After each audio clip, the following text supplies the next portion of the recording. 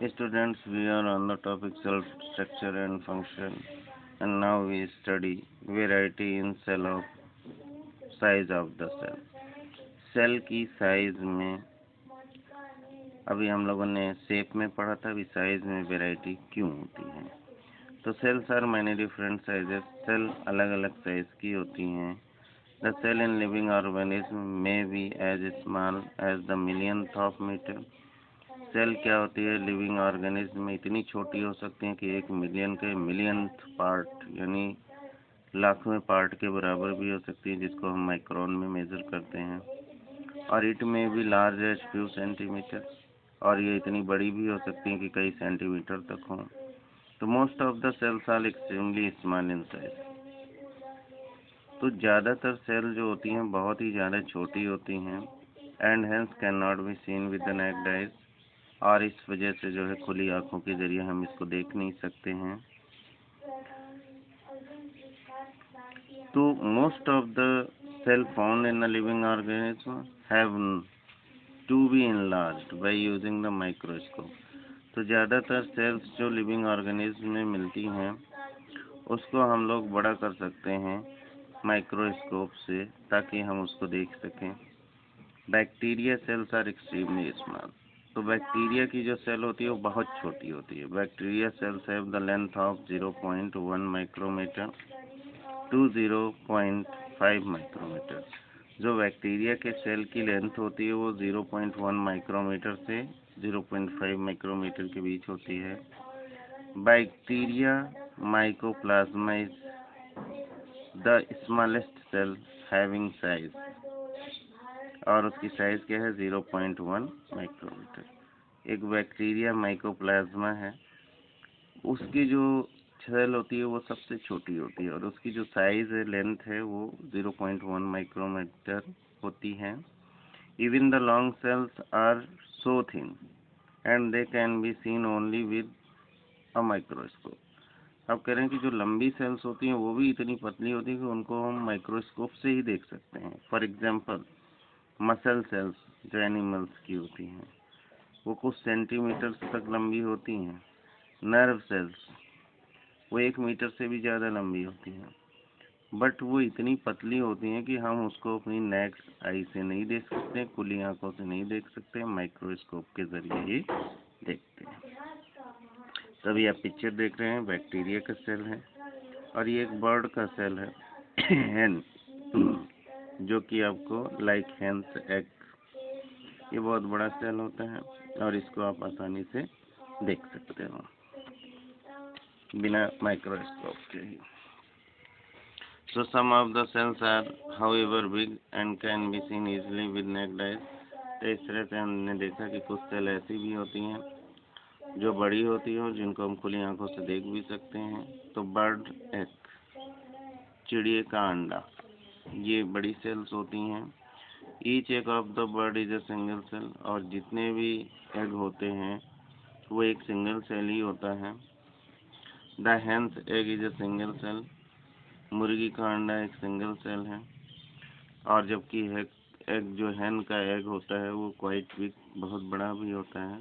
आसानी से आप जो है we can see the single cell called hen's egg with naked eye, और इस तरह से हम मुर्गी के अंडे को अपनी खुली आंखों से देख सकते हैं।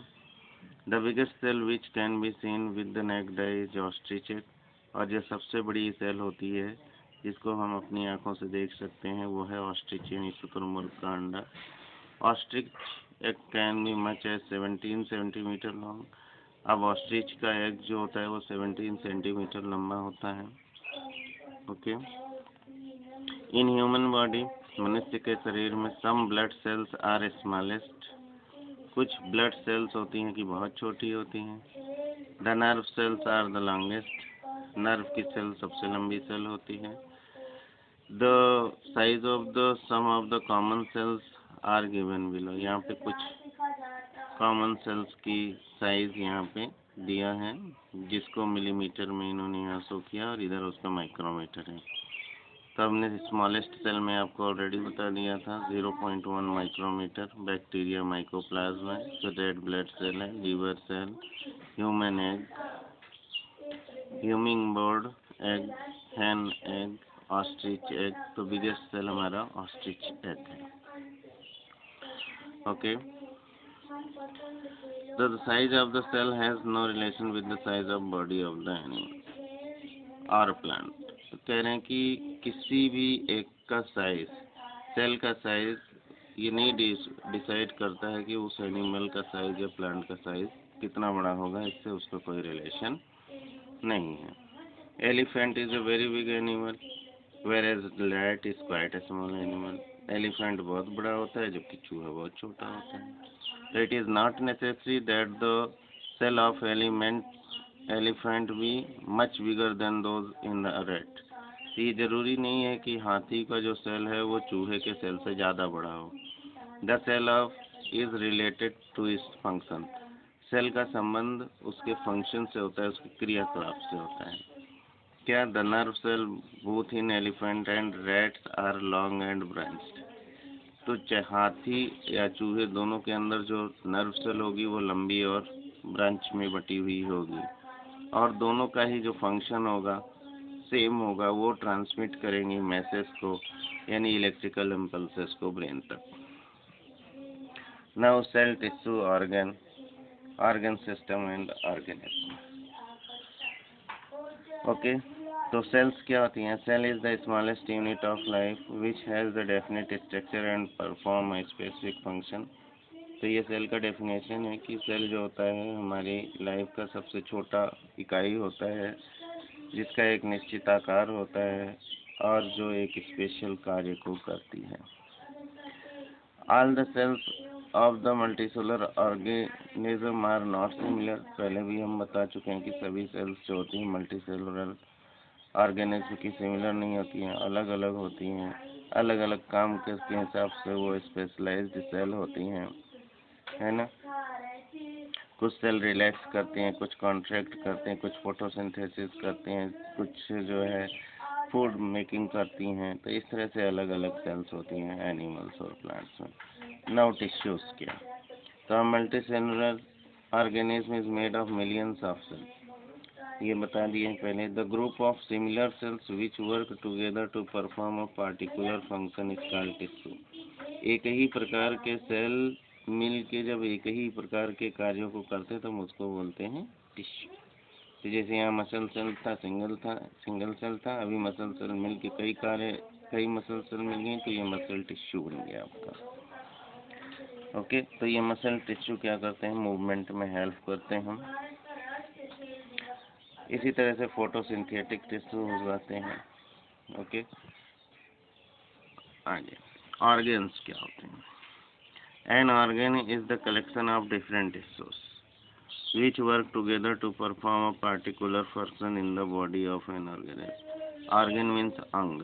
अब अंग क्या होते हैं कि अलग अलग टिश्यूओं से मिलके बने होते हैं, जो एक साथ एक ही प्रकार के काम, शरीर का एक ही काम करते हैं। अब जैसे क्या है, ऑर्गन में आ गया ह्यूमन बॉडी या एनिमल्स के अंदर देखिए heart, stomach, brain, lungs, kidney, liver, intestine, mouth, eyes, hand, इनको हम ऑर्गन बोलेंगे। अलग अलग टिश्यूज से मिलके बने होते हैं। ओके, तो अब ये सारे टिश्यूज मिलके, कैसे ब्रेन का है तो ब्रेन का कार्य कर रहे हैं।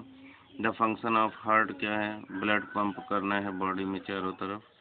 स्टोमक का कार्य क्या है? फूड डाइजेस्ट करना। ब्रेन का क्या है? Control our body parts, all the body. Lungs का क्या है? ब्रीथिंग करना। Function of lung oxygen take करना और कार्बन डाइऑक्साइड आउट करना। तो body of a plant also contain many organs. Same as plant की बॉडी में ढेर सारे ऑर्गन्स होते हैं, रूट्स, स्टेम, लीफ, फ्लावर। तो सम ऑफ द प्लांट ऑर्गन्स यहाँ पे दिए हैं। रूट का कार्य क्या है? Absorb water, dissolve mineral salt from the soil. तो ये क्या करता है? वाटर एब्जॉर्ब करता है, मिनरल सॉल्ट्स को एब्जॉर्ब करता है मिट्टी। स्टेम का क्या कार्य है? Carry water and minerals from root to the leaves तक लेके जाता है, और प्रिपेयर्ड फूड तक को जो है लीव्स से other part of the plants तक पहुंचाता है। Okay, it also hold the branches and leaves. और इसके ये जो है ब्रांच और लीव्स को होल्ड भी करता है, पकड़ता है, अपने ऊपर धारण भी करता है। तो the leaf prepared food for the plant by photosynthesis. Leaves क्या करती हैं? भोजन बनाती हैं। फ्लावर रिप्रोडक्शन करते हैं, फ्रूट्स और सीड्स को बनाते हैं। Now what is organ system? The group of interconnected organ which work together to do big job for the organism is called organ system. अब ऑर्गन सिस्टम क्या है कि ग्रुप ऑफ इंटरकनेक्टेड ऑर्गन, ये organs का वो समूह जो एक दूसरे से जुड़े होते हैं और किसी बड़े कार्य को कर रहे होते हैं किसी भी ऑर्गेनिज्म में, तो उसको हम लोग बोलते हैं ऑर्गन सिस्टम। तो जो भी जितने भी मल्टी सेलुलर एनिमल्स, प्लांट है, सबके अंदर ऑर्गन सिस्टम होता है और वो जीवन से संबंधित ढेर सारी प्रक्रियाओं को करते हैं।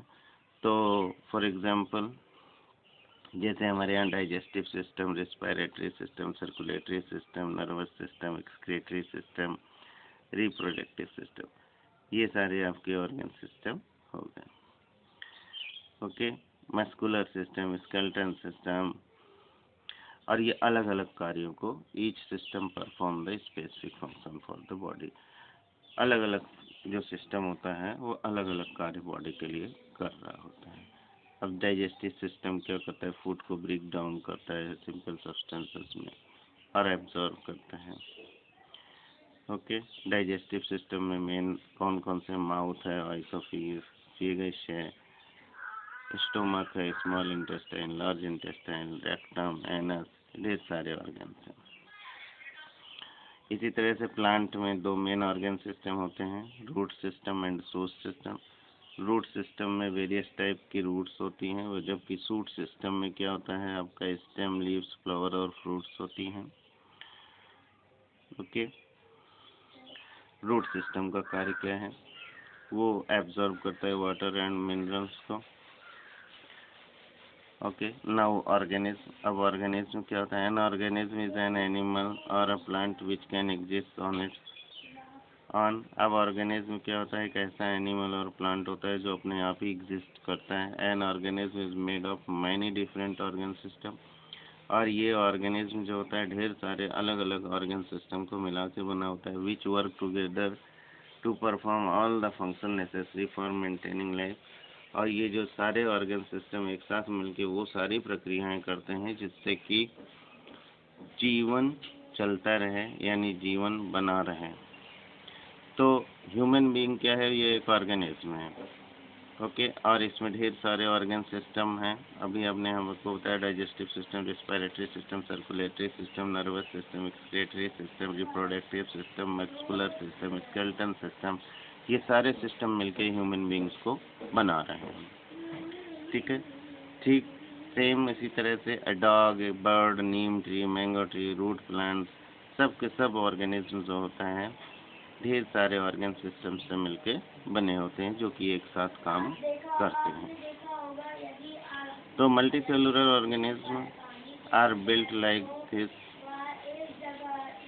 इस तरह से हम एक निष्कर्ष पे पहुंचे कि मल्टी सेलुलर ऑर्गेनिज्म कैसे बने हैं। सेल मेकअप टिश्यू, सेल से टिश्यू बने, सेल मिला के टिश्यू है, टिश्यू कई टिश्यू को मिला के ऑर्गन बने, कई ऑर्गन को मिला के ऑर्गन सिस्टम बना, और फाइनली पूरे ऑर्गन सिस्टम से मिला के एक ऑर्गेनिज्म बना। Cell combines to make tissue and tissues combines to make organs to organ system, and organ system gives a organism. That's all.